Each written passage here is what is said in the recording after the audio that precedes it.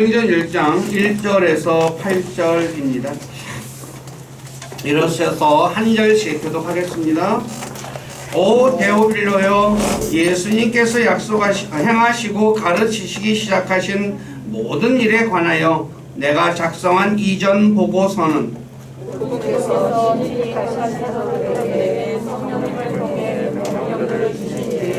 올라가신 날까지 이를 기록하시리라.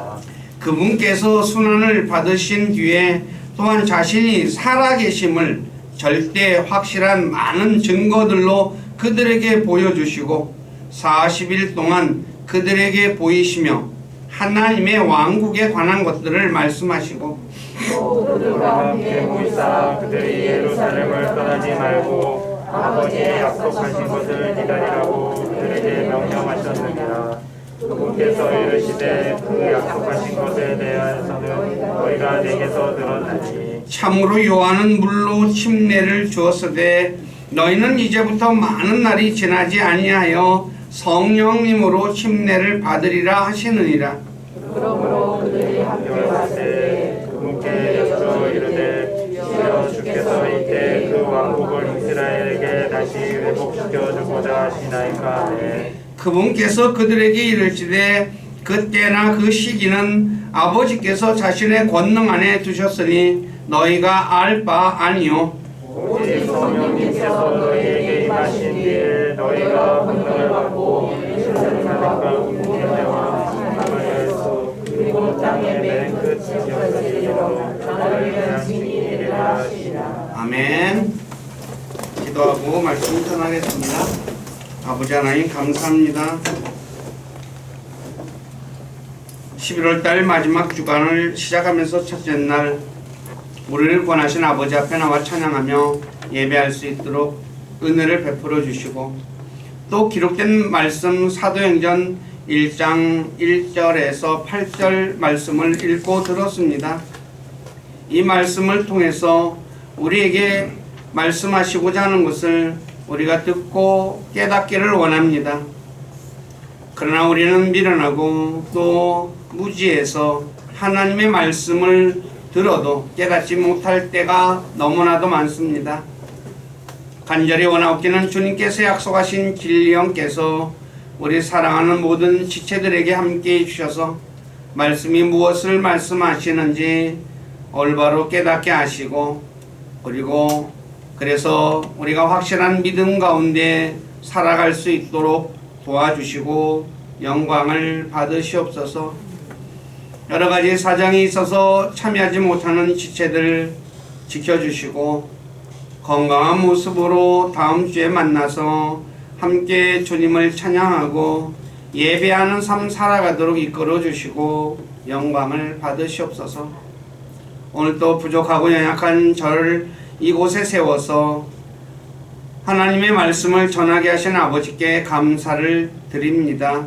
인간의 생각이나 뜻을 전하지 않게 하시고 오직 살아계신 하나님의 말씀만을 신실하게 전해서 말씀을 듣는 우리 지체들을 말씀 위에 굳건하게 세워주는 저가 되기를 원합니다. 저의 생각과 입술을 붙잡아 주시고 주님의 선한 도구로 사용하셔서 주님만 홀로 영광을 받으시옵소서. 남은 시간을 주님께 의탁하며 우리 주 예수 그리스도 이름 안에서 기도드립니다. 아멘. 지난 시간에는 사도행전은 어떤 책인가에 대해서 말씀을 드렸고요. 오늘은 부활에 대해서 말씀을 전하겠습니다. 이 사도행전은 저자가 누가인데 그는 의사입니다. 의사 누가는 사도행전 1장 1절에서 3절에 이전 보고서라고 하는 것이 누가복음을 의미하죠. 이 누가복음에는 예수님께서 택하신 사도들에게 성령님을 통해 명령들을 주신 뒤에 들려 올라가신 날까지 즉 승천까지의 일을 기록한 것이며 그런데 그분께서 순환받으신 뒤에 또한 자신이 살아계심을 부활하셨음을 절대 확실한 많은 증거들로 그들에게 보여주셨고 40일 동안 그들에게 보이시며 하나님의 왕국에 관한 것을 말씀하셨다고 3절까지 말하고 있죠. 그래서 오늘은 예수님의 부활에 확실한 많은 증거들, 즉 예수님이 부활하셨다는 그 증거에 관해서 말씀을 드리겠습니다. 하나님께서 육신을 입고 이 땅에 오신 성육신의 교리와 마찬가지로 부활의 교리 또한 기독교의 가장 중요한 교리 중 하나입니다. 왜냐하면 세상의 모든 종교의 창시자들, 부처, 마호메트, 공자, 브라만 등등 창시자들이 많죠. 근데 그들은 다 죽었지만 부활하지 못했습니다. 이들 모두는 무덤이 있죠. 그래서 거기에 가서 경배도 하죠. 그리고 그들의 유골이 그곳에 묻혀 있습니다. 그러나 예수 그리스도의 무덤은 빈 무덤이며 그분의 유골은 찾을 수 없습니다. 왜냐하면 그분께서는 부활하셨기 때문입니다. 그래서 예수 그리스도의 빈 무덤은 기독교의 자랑과 영광입니다. 그래서 사도 바울은 고린도전서 15장, 우리가 흔히 말하는 이 부활장에서 죽은 자의 부활이 세상 사람들은 없다라고 하죠.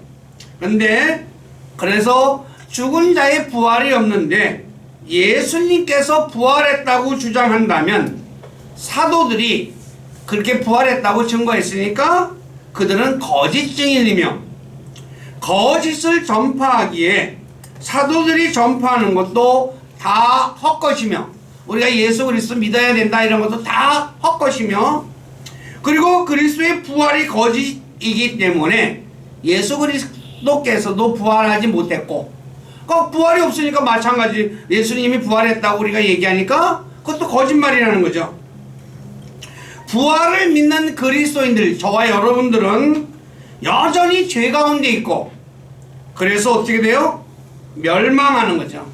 그리고 그리스도인들이 믿는 것, 저와 여러분들이 하나님이 살아계시고 하나님이 하시는 모든 것 다 헛것이고 그리고 그리스도 안에서 잠자는 자들, 즉 이미 죽은 자들도 멸망한 것이며 자신은 모든 사람 가운데 가장 비참한 사람이다 라고 말하고 있어요. 왜 그럴까요? 바울은 부활을 믿고 소망 가운데 육신의 욕망을 절제하며 살았기 때문이죠. 바울의 삶을 보면 흔히 세상적으로 얘기할 때 가장 비참하게 살았습니다.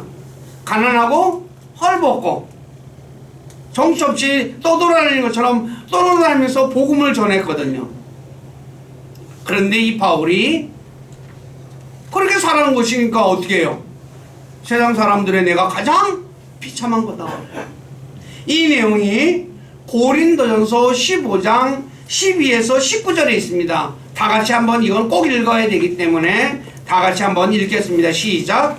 이제 그리스도께서 죽은 자들로부터 일어나셨다고 선포하였거늘 너희 가운데 어떤 자들은 어찌 죽은 자들의 부활이 없다고 말하느냐. 만일 죽은 자들의 부활이 없어 그리스도께서 일어나지 아니하셨느니라.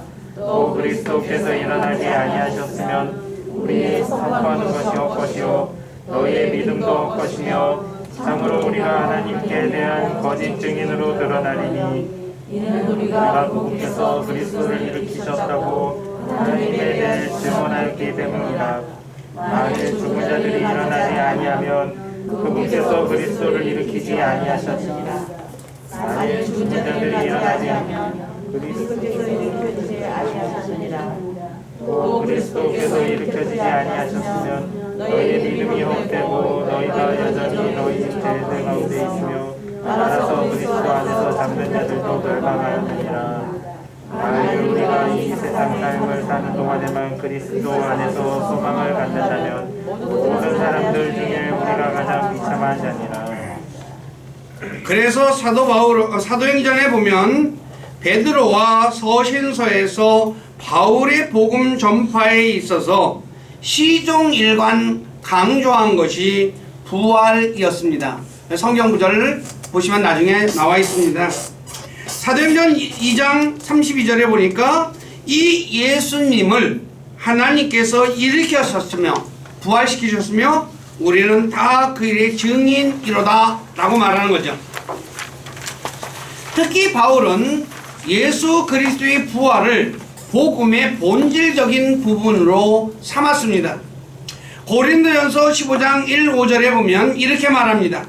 또한 형제들아 내가 너희에게 선포한 복음을 너희에게 밝히 알리노니 너희 역시 그 복음을 받았으며 또 그 가운데 서 있느니라. 너희가 만일 내가 너희에게 선포한 것을 기억하고 헛되이 믿지 아니하였으면 또한 그 복음으로 구원을 받았느니라. 내가 또한 받은 것을 무엇보다 먼저 너희에게 전하였노니 그것은 곧 성경 기록대로 그리스도께서 우리의 죄들로 인하여 죽으시고 우리의 죄로 인해 죽으시고 묻히셨다가 성경 기록대로 셋째 날에 다시 살아나시고 부활하시고 게바에게 보이시고 그 다음에 12 제자에게 보이셨다는 것이라. 이게 복음의 핵심입니다. 예수님이 우리 죄 때문에 죽고 묻히고 부활하신 것, 이걸 믿으면 구원받는다 라는 거죠. 그래서 디모데후서 2장 8절에 다윗의 씨에서 나신 예수 그리스도께서 나의 복음대로 바울이 전한 거니까 죽은 자들로부터 일으켜지신 것을 기억하라 라고 말씀하는 거죠. 그렇기에 기독교가 참인과 거짓인가를 밝히는 중요한 잣대로서 병고침이나 방언이나 기적이 아니라 그리스도의 부활로 입증하면 될 것입니다. 왜냐하면 다른 종교에도 병고침이나 기적이나 방언이 있지만 부활은 없기 때문입니다. 그래서 다른 종교를 믿는 사람들도 병 고쳤다 뭐 랄랄랄라 그런 소리 하거든요. 그런데 그래 기적도 일어난다 그러고 근데 부활은 없습니다. 그러므로 만약 예수 그리스도의 부활이 입증되면 다른 이적들을 입증하는 것은 어렵지 않습니다. 그래서 그리스도의 부활은 구원에 적용해서 뿐만 아니라 기독교에서 중요한 위치를 차지하고 있습니다. 그러면 부활의 증거에 대해서 살펴보겠습니다. 첫째, 빈 무덤입니다. 성경은 예수 그리스도의 무덤이 비었다고 말씀하고 있습니다. 예수 그리스도의 빈 무덤은 누군가가 예수님의 시신을 훔쳐가서 빈 무덤이 된 것이 아닙니다. 왜냐하면 이미 수제사장들과 바리새인들이 자신들의 파수꾼을 세워서 예수님의 무덤을 지키고 있었기 때문에 제자들이 예수님의 시신을 훔칠 수가 없었던 것입니다. 그 내용이 마태복음 27장 62에서 66절에 있습니다. 제가 천천히 읽어드리겠습니다. 이제 그 이튿날 곧 예비일 다음 날에 수제사장들과 바리새인들이 함께 빌라도에게 와서 이르되 각하 저 속이는 자가 아직 살아있을 때에 말하기를 내가 사흘 뒤에 다시 일어나리라 한 것을 우리가 기억하노니 예수님이 돌아가시기 전에 미리 자기가 셋째 날에 일어날 것을 말했다는 거죠. 그러니까 바리새인들도 그걸 어떻게 해요? 알고 있었다는 거죠. 그래가지고 빌라도에게 얘기합니다. 그러니 그들음으로 명령하사 그 돌무덤을 셋째 날까지 굳게 지키게 하소서. 그의 제자들이 밤에 와서 그를 훔쳐가고 백성에게 이르되 그분께서 죽은 자들로부터 일어나셨다 하면 마지막 잘못이 처음 것보다 더 나쁠까 염려하나이다 하매 빌라도가 그들에게 이르되 너희에게 파수꾼이 있으니 너희 길로 가서 너희가 할 수 있는 대로 그것을 굳게 지키라 하거늘 이에 그들이 가서 그 돌을 봉인하고 파수꾼을 세워 돌무덤을 굳게 지키니라. 그러니까 군인들이, 그러니까 누가 보낸 거예요? 수제사장과 바리새인들이 한두 명 보냈겠어요? 여러 명 보냈겠죠. 못 가져가게. 그렇죠? 예, 바로 그렇게 지켰습니다. 근데 그것이 어떻게 부활했느냐? 바로 천사들을 통해서 증언하시죠. 그 내용이 누가가 이전 보고서라고 말한 그 누가복음 24장 1에서 7절에 기록되어 있습니다. 이것도 제가 읽을게요. 이제 주의 첫날, 이게 일요일입니다. 매우 이른 아침에 그들이 자기들이 이미 예비해둔 향품을 가지고 다른 어떤 자들과 함께 돌무덤에 가서 돌무덤으로부터 굴려진 것을 발견하고 안으로 들어갔으나 예수님의 몸을 찾지 못하였더라. 들어갔는데 없어요. 이것으로 인해 그들이 매우 당황해할 때 보라, 빛나는 옷을 입은 두 남자가 그들 곁에 서 있으므로 그들이 두려워서 얼굴을 땅에 대고 엎드리니 저들이 그들에게 이르되 너희가 어찌하여 살아계신 분을, 부활하신 분을 죽은 자들 가운데서 찾느냐? 그분은 여기 계시지 아니하고 일어나셨느니라. 그분께서 아직 갈릴리에 계실 때에 너희에게 어떻게 말씀하셨는지 기억하라. 이르시기를 사람의 아들이 반드시 죄인들의 손에 넘어가 십자가에 못 박히고 셋째 날 다시 일어나야 하리라 하셨느니라. 예수님이 죽기 전에 이미 자기가 죽고 셋째 날에 일어날 것을 말씀하셨던 거죠. 그래서 그 천사를 통해서 말씀을 찾아간 여인들에게 말한 거죠. 이 분무덤을 누가 보았느냐? 막달라 마리아를 포함해 여러 명이 보았습니다. 그 내용도 24장 1에서 7절, 10절에 나와 있는데 이제 주의 첫날 매우 이른 아침에 그들이 자기들이 이미 예비한 둔 향품을 가지고 다른 어떤 자들과 함께 돌무덤에 가서 돌무덤으로부터 굴려진 것을 발견하고 안으로 들어갔으나 주 예수님의 몸을 찾지 못하였더라. 이것으로 인해 그들이 매우 당황해 할 때 하고 이제 천사들이 얘기한 것인데 10절에 사람의 숫자가 나옵니다. 이것들을 사도들에게 고한 사람은 막달라 마리아와 요한나와 야고보의 어머니 마리아와 그들과 함께한 다른 여자들이더라 그래요. 그러니까 여인들이 무덤에 갔는데 제일 먼저 왔죠. 그 빈 무덤을 두 번째는 베드로와 요한이 봤습니다. 이 여인들이 제자들에게 가서 이제 너무나 놀래가지고 이야기를 하죠. 그 내용이 요한복음 20장 6에서 8절에 나와 있습니다.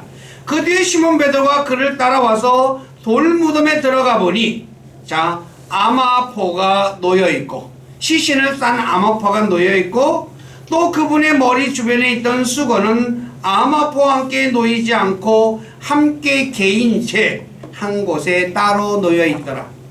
그제야 돌무덤에 먼저 왔던 그 다른 제자도 들어가서 보고 믿었으니 예수님이 부활한 걸 이제 본인들이 찾아가서 봤는데 시신을 싼 아마포가 개어져 있었다는 거죠. 그러니까 시신이 없어요. 시신은 없고 살펴보았듯이 예수님께서 부활하신 것은 그분을 묻었던 돌무덤이 빈 것을 통해 알 수 있죠. 그 다음에 이제 부활하신 예수님을 본 사람들을 통해서 알 수 있는 내용입니다. 예수 그리스도께서 자신이 살아계실 때 제자들에게 자신이 예루살렘에 올라가 장로들과 수제사장들과 서기관들에게 고난을 받고 죽은 후 셋째 날에 일어나실 것을 3번에 걸쳐 말씀하셨어요. 그리고 말씀하신 대로 십자가에서 죽으신 후 3일 만에 부활하신 후에 나타나셨죠. 이거는 제자들만 아는 내용이에요. 다른 사람들도 알아요. 수제사장들과 바리새인들도 이미 들어서 알고 있었다는 거죠. 미리 말했어요. 부활할 거를. 자, 그러면 어떻게 예수님께서 부활하실 수 있을까요? 예수님은 죄를 알지도 못하고 죄를 짓지도 않고 그래서 죄가 없기 때문에 부활하신 것입니다. 히브리서 4장 15절에 보면 예수님은 바로 죄가 없으신 분이라고 정확하게 얘기하죠. 어떻게 예수님께서 죄를 짓지 않은 것을 알 수 있을까요? 부활을 통해서입니다. 로마서 6장 23절에 보면 죄의 싹은 사망이라 라고 말하죠. 그래서 세상의 모든 사람은 죄를 짓는 죄인이기 때문에 죽은 후에 다시 부활하지 못하는 것입니다. 무슨 말인지 아시겠어요? 종교의 창시자들도 왜 부활하지 못해요? 죄인이기 때문에 부활하지 못하는 거예요. 그러나 예수 그리스도께서는 죄를 짓지 않으셨기 때문에 사망이 예수님을 붙잡을 수가 없었던 것이죠.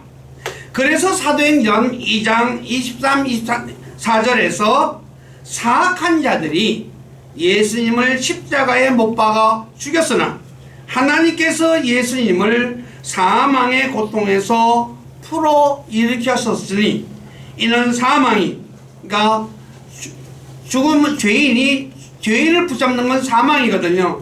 예수님을 붙들 수 없었기 때문이다 라고 말을 하고 있어요. 자, 사도행전 2장 23, 24절을 다 같이 한번 읽어보시기 바랍니다. 시작. 누구께서 하나님의 성하신 계획과 비리하심을 통하여 넘겨지되 너희가 우리를 붙잡아 사악한 손으로 십자가에 못 박아 죽였으나 하나님께서 그분을 사망의 고통에서 풀어 일으키셨으니 이는 사망이 그분을 붙들 수 없기 때문입니다. 예, 그래서 로마서 1장 3, 4절에서 육체로는 다윗의 씨에서 나셨고 죽은 자들로부터 부활하심으로 하나님의 아들로, 즉 그분이 죄 없는 하나님의 아들로서 권능 있게 밝히 드러나셨다라고 말씀하는 거예요. 예수님이 하나님의 아들이라는 거죠. 죄가 없으신. 자, 그러면 예수님을 본 사람이 얼마나 많은가 한번 찾아보겠습니다. 첫째, 막달라 마리아입니다. 막달라 마리아는 부활하신 주 예수님을 제일 처음 본 여인입니다. 예수님이 부활하고 나서 막달라 마리아에게 제일 먼저 보였고, 두 번째는 무덤에서 돌아오는 여인들, 막달라 마리아를 보고 나서 그 다음에 갇히는 여인들을 봤죠. 그 내용이 마태복음 28장 9에서 10절입니다. 세 번째, 시몬 베드로, 예수님의 첫 번째 제자라고 할 수 있죠. 시몬 베드로에게 나타나셨는데 보십시오. 누가복음 24장 3, 4절에 말하기를 주께서 참으로 일어나시고 시몬에게 나타나셨다 하는 것을 보고 라죠. 그 다음에 네 번째는 엠마오로 가는 두 제자에게 나타나셨습니다. 그 내용은 누가복음 24장 13에서 31절에 기록되어 있습니다. 이것은 읽어보시기 바랍니다. 나중에 다섯 번째, 도마를 제외한 제자들. 예수님이 12제자를 택하셨죠.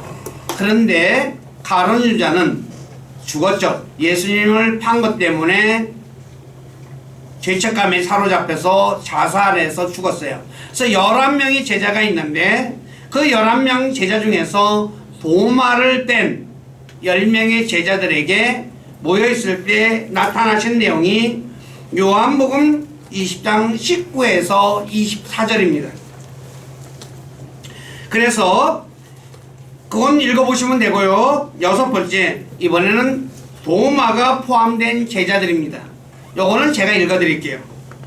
도마는 경험주의자입니다.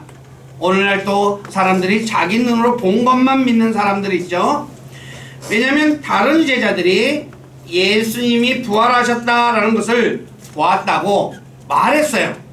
근데 이 도마는 자기 손가락으로 예수님이 십자가에 못 박힐 때 못 박힌 못자국 그리고 옆구리 창자국에 손을 넣어보기 전에는 내가 안 믿겠다라고 얘기했거든요. 네, 그 내용입니다. 그러므로 다른 제자들이 그에게 이르되 우리가 주를 보았노라 하였으나 그가 그들에게 이르되 내가 도마입니다. 그분의 두 손의 못자국을 보고 내 손가락을 그 못자국에 넣으며 내 손을 그분의 옆구리에 넣지 않고는 믿지 아니하리라 라고 말을 해요. 그래 8해가 지나서 그 말을 한 지 8일이 지나서 그분의 제자들이 다시 안에 있을 때에 도마도 그들과 함께 있더라. 그때 문들이 닫혔는데 예수님께서 오셔서 한가운데 서서 이르시되 너에게 평강이 있을지어다 하시고 그 뒤에 도마에게 이르시되 내 손가락을 이리 내밀고 내 두 손을 보며 또 내 손을 이리 내밀어 내 옆구리에 넣어라. 그리고 믿음 없는 자가 되지 말고 믿는 자가 되라 라고 말을 해요. 그러니까 도마가 그분께 응답하여 이르되 나의 주시며 나의 하나님이시니이다 하매 예수님께서 그에게 이르시되 도마야 너는 나를 보았으므로 믿었으나 보지 않고도 믿은 자들은 복이 있도다 라고 말을 해요. 그러니까 의심하니까 뭐예요? 그래서 그 의심을 깨뜨리기 위해서 신이 나타나서 손가락을 넣어봐라 이거야. 그리고 뭐예요? 믿음이 없는 자가 되지 말고 믿는 자가 되라 라고 말하죠. 자, 7번째, 디베랴 바닷가의 7 제자들에게 예수님이 나타나셨어요. 그 내용은 요한복음 21장 1절에서 4절에 기록되어 있습니다. 그것도 읽어보시고요. 8번째, 갈릴리 산 위에 11 제자에게 나타났습니다. 그 내용은 마태복음 28장 16에서 17절입니다. 그 뒤에 11 제자가 갈릴리에 가서 예수님께서 자기들에게 정해주신 산에 들어가 그분을 보고 그분께 경배하였으나 의심하는 자들도 있더라. 부활했는데도 아직도 뭐예요? 의심하는 자가 있다라고 말해요. 못 믿은 거죠. 그 다음에 주님의 형제 야고보예요. 예수님의 이제 형제, 배다른 형제죠. 그런데 아시다시피 뭡니까? 배다른 형제가 아니라 엄마는 같은데 엄마가 같은 거니까. 그래서 예수님 말고 마리아가 낳은 야고보라는 형제가 마태복음 13장 55절에 보면 요새하고 또한 야고보의 이름이 거기에 등장합니다. 그런데 그 형제에게도 보여요. 근데 이 형제들도 처음에는 예수님을 안 믿었어요. 그러다 나중에 믿은 거죠. 그 다음에 승천하실 때 제자들에게 나타나시죠.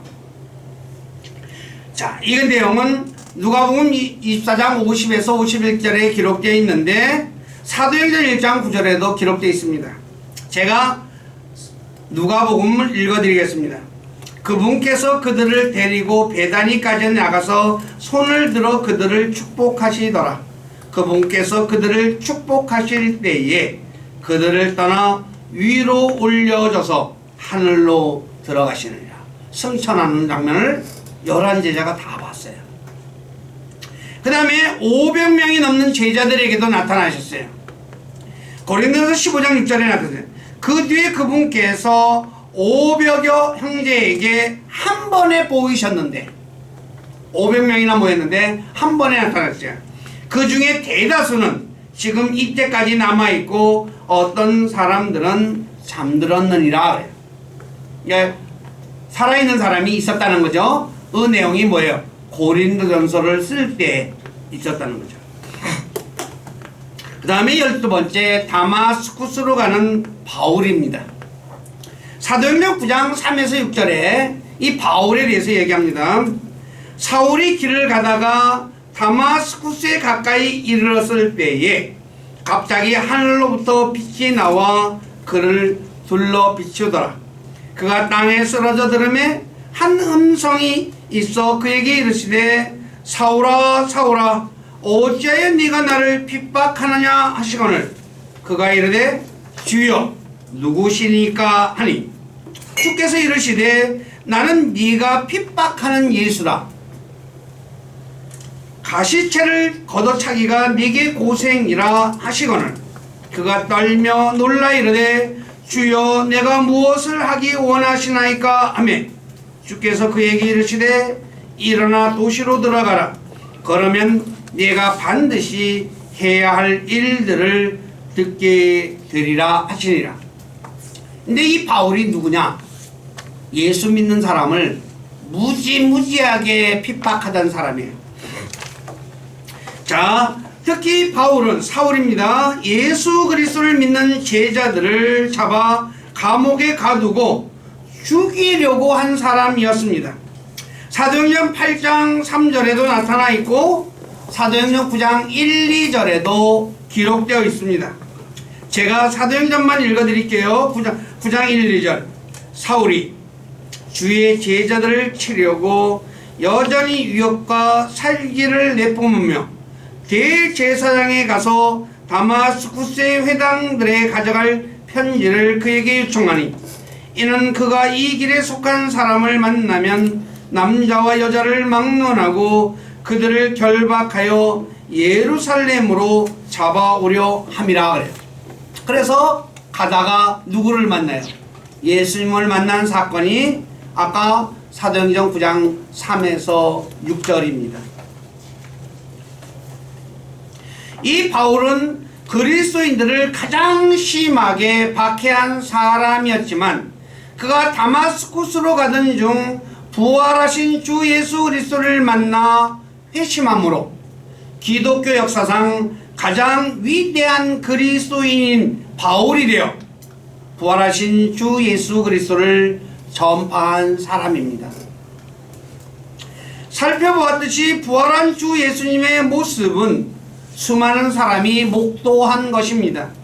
그래서 바울이 자신이 고린도전서 15장 6절에 부활에 관해 말씀하시면서 예수 그리스도의 부활을 목도한 대다수 사람들이 현재 살아남아 있다고 말씀하신 것입니다. 만일 예수님이 부활하지 않으셨는데 부활했다고 주장한다면 수많은 사람의 입을 맞춰야 할 것입니다. 과연 그럴 수 있을까요? 결코 그렇지 못하죠. 이것은 오늘날 죄인들이, 그러니까 여러 명의 죄를 지은 사람들을 어떻게 해요? 각방으로 흩어가지고 조사하죠. 그래서 어떻게 해요? 미리 말 맞춰놓은 거 있다면, 근데 다 얘기해요, 안 해요? 말이 틀려요, 다. 그래서 나중에 어떻게 해요? 다시 죄질 신문시키죠. 그래서 거짓말을 드러내게 만드는 거예요. 이게 근데 수많은 사람들의 입을 어떻게 다 맞출 수가 있겠어요? 특히 사도 바울은 고린도전서 9장에서 자신이 부활하신 주님을 본 사건을 사도행전 22장 1에서 21절에 자신을 죽이려는 유대인들 앞에서 얘기를 해요. 그 다음에 사도행전 26장 1에서 23절에서는 아그리파 왕과 베스도 총독과 유대인들 앞에서 말을 해요. 만일 예수님이 부활하지 않았는데 자신을 죽이려는 유대인들 앞에서 또 아그리파 왕과 총독 앞에서 예수님이 부활하셨다고 말할 수 있을까요? 결코 그러지 못하죠. 부활하지도 않은 것을 자기를 죽이는 사람 앞에서 부활했다라고 말하는 건 바보 같은 짓 아니에요. 왜냐하면 사람은 죽음의 위기 앞에 서면 사실도 아니라고 거짓말을 해요. 누가 그랬어요? 베드로가 그랬죠. 예수님이 붙잡혀가지고 끌려갔잖아요. 그래서 너도 저 여호와 한패다 라고 하니까 난 아니라고 하면서 그냥 싹싹 오리발 내밀잖아요. 그런데 부활하지도 않은 거를 부활했다고 자기 목숨 내놓고 그렇게 말할 수 있어요? 없죠. 부활하셨기 때문에 부활하셨다고 사실을 말하는 거예요. 많은 사람들이 이 내용들에 대해서 의심을 하는 것들은 합리적인 의심을 가질 수 있어요. 그러나 사도 바울과 수많은 사람들이 예수님의 부활을 보고 그리고 그걸 증거해요. 다른 걸 증거한 것도 아니잖아요. 예수님이 우리 죄 때문에 죽고 묻히고 부활했다. 그거잖아요. 나쁜 짓 하라고 해요? 예? 안 하잖아요. 그리고 그걸 믿고 나서 어떻게 살라 그래요? 깨끗이 살라라고 말하잖아요. 세상 사람들이 그것 때문에 죽이려고 하잖아요. 말이 돼요, 안 돼요? 나쁜 짓 하고 공모해서 죽이려고 하는 건 이해가 되잖아요. 이거 말하는 거예요. 근데 이것 때문에 어떻게 해요? 목숨을 내놓는 거예요. 아닌 걸 가지고 이것 때문에 목숨 내놓는다는 건 오늘날 사람들이 생각하기엔 바보가 하는 짓이죠. 네, 사실이기 때문에 말하는 거예요. 그러면 예수님의 부활은 어떤 부활이냐? 영의 부활이 아니라 몸의 부활입니다. 이것은 부활 후에 두 번의 식사를 통해서 몸이 부활한 것을 알 수 있습니다. 부활하신 예수님께서는 육신을 가진 그분의 제자들처럼 음식을 잡수셨습니다.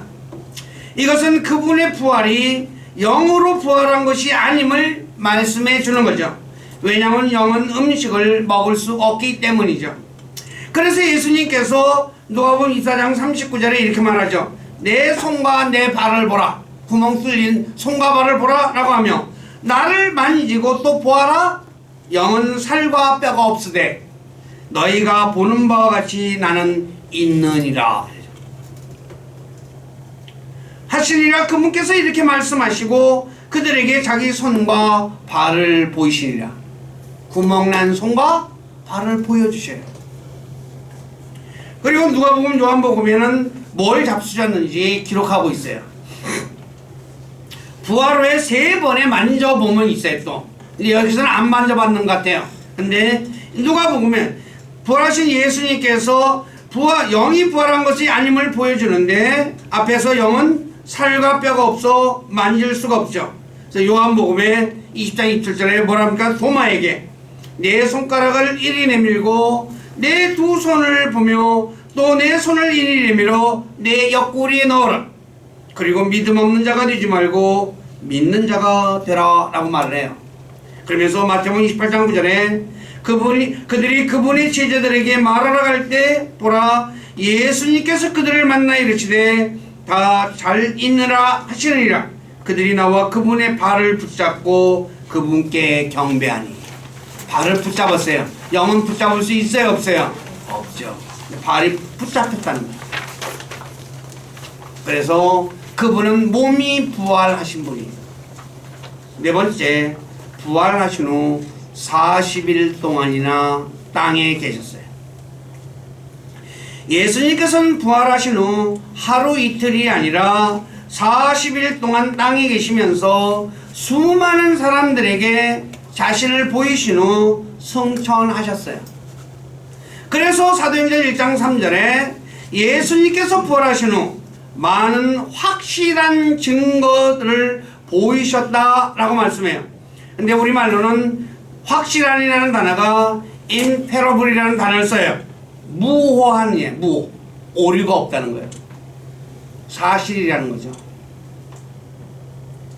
자, 위에서 살펴본 대로 예수님은 죽은 자들 가운데 부활하셨기에 그분의 무덤은 빈 무덤이며 부활하신 후 수많은 사람들에게 자신의 부활한 모습을 보이셨고 40일간 이 땅에 계셨고 승천하셨습니다. 다시 말해 주 예수 그리스도께서는 죄 없는 하나님의 아들로서 이 땅에 오셨고 우리의 모든 죄로 인하여 십자가에 못 박혀 피 흘려 죽으셨고 사흘 만에 다시 살아나셨습니다. 그 내용 고린도서 1장 15장 1에서 6절에 아까 제가 읽어드린 내용이요. 줄친데만 읽어드릴게요. 성경 기록대로. 성경은 하나님의 말씀이에요. 거짓말이 기록되어 있지 않습니다. 셋째 날에 다시 살아나시고 게바에게 보이시고, 게바는 베드로입니다. 그 다음에 12 제자에게 보이셨다는 것이라. 그 뒤에 그분께서 500여 형제에게 한 번에 보이셨는데 그 중에 대다수는 지금 이때까지 남아있고 어떤 사람들은 잠들었느니라 그러죠. 이거를 믿으면 구원받는다는 거죠. 그러므로 자신이 죽어서 영원한 형벌을 받을 죄인인데 하나님께서 자신을 사랑하여 구원해 주기 위해 이 땅에 오셔서 십자가에 죽으시고 다시 살아나셨음을 믿고 주 예수 그리스도를 자신의 구원자로 받아들여 구원을 받아야 하는 것이죠. 왜냐하면 사람에게 죽는 것은 한 번 정해진 것이며 죽은 후에는 심판이 있기 때문입니다. 세상의 모든 사람이 죽습니다. 근데 죽고 나면 끝나는 것이 아니라 이 땅에서 어떻게 살았느냐에 대해서 심판이 있다는 거죠. 네, 그 심판은 죄에 대한 심판이죠. 세 사람이 세상에 사는 동안 지은 죄는 피할 수 있을지 몰라도 우리가 요리조리 법망을 빠져나가는 죄인 사람들이 있잖아요. 근데 자신이 죽은 후 심판을 피할 방법은 없습니다. 이 심판에서 구원받는 방법은 오직 주 예수 그리스도를 믿어 그분이 자신을 변호해 주어야만 가능합니다. 그분이 누구냐? 바로 예수님인데 요한일서 2장 1절에 기록하고 있죠. 나의 어린 자녀들아, 내가 이것들을 너희에게 쓰는 것은 너희가 죄를 짓지 아니하게 하려 함이라. 만일 누가 죄를 지어도 우리에게 아버지와 함께 계신 변호자가 계시니 곧 의로우신 분 예수 그리스도라. 저와 여러분들이 구원받은 후에도 죄를 짓더라도 나를 변호해 줄 분이 누가 있다고요? 예수님이 계시다는 거예요. 세상에서도 죄를 지으면 많은 돈을 들여 유능한 변호사를 구해요. 맞아요? 틀려요? 예? 왜 변호사 돈 들여서 좋은 변호사 구해요? 빠져나오려고. 그러나 심판관이신 하나님 앞에서 오직 예수 그리스도라는 한 분의 변호사만 있을 뿐입니다. 그분의 도움을 받고자 한다면 자신이 살아있는 동안 주 예수 그리스도를 믿어야 합니다. 내가 믿어야지 그분이 나를 변호해 준다는 거죠. 안 믿으면 변호해 주지 않습니다. 그래서 고린도후서 6장 2절에 그분께서 이르시되 받아주는 때에 내가 네 말을 들었고 구원의 날에 내가 너를 구조하였느니라 하시니라. 보라 지금이 받아주시는 때요, 보라 지금이 구원의 날이로다. 지금 믿어야 돼요. 사람은 언제 죽을는지 몰라요. 오늘 제가 집에 가다가 죽을는지도 몰라요. 맞아요? 틀려요? 내일 죽을는지도 모르고 지금 믿어야 돼요.